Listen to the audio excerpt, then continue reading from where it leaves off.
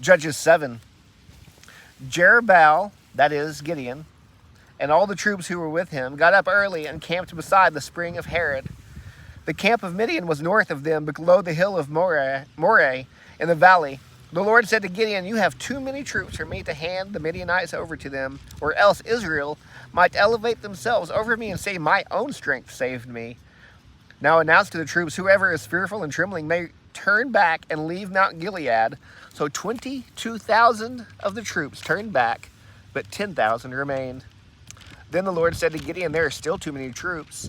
Take them down to the water, and I will test them for you there. If I say to you, 'This one can go with you,' he can go. But if I say about anyone, 'This one cannot go with you,' he cannot go."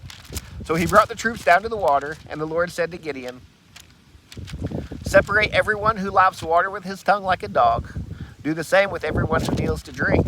The number of those who lapped with their hands to their mouths was 300 men, and all the rest of the troops knelt to drink water. The Lord said to Gideon, "I will deliver you with the 300 men who lapped and hand the Midianites over to you, but everyone else is to go home."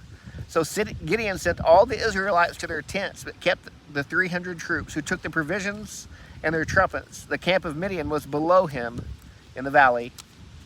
That night the Lord said to him, "Get up and attack the camp, for I have handed it over to you. But if you are afraid to attack the camp, go down with Purah, your servant.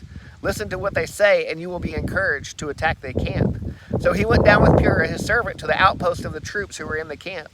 Now the Midianites, Amalekites, and all the Qidamites had settled down in the valley like a swarm of locusts, and their camels were as innumerable as the sand on the seashore.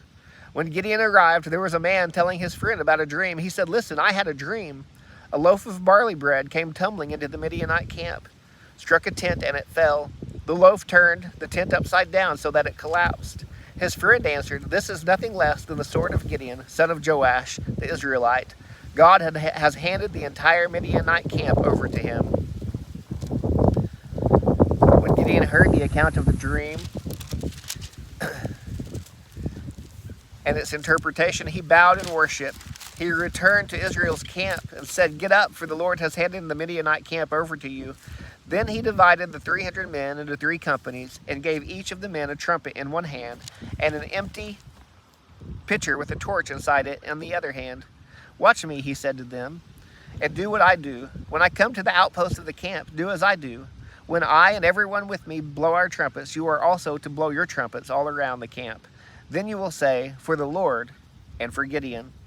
Gideon and the 100 men who were with him went to the outpost of the camp at the beginning of the middle watch after the sentries had been stationed.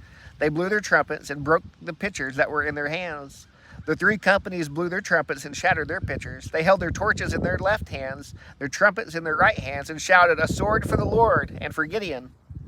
Each Israelite took his position around the camp, and the entire Midianite army began to run, and they cried out as they fled. When Gideon's men blew their 300 trumpets, the Lord caused the men in the whole army to turn on each other with their swords.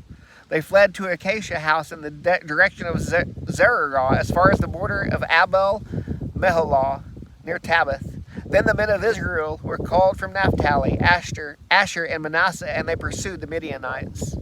Gideon sent messengers throughout the hill country of Ephraim with this message: "Come down to intercept the Midianites and take control of the watercourses ahead of them as far as Beth Barah and the Jordan."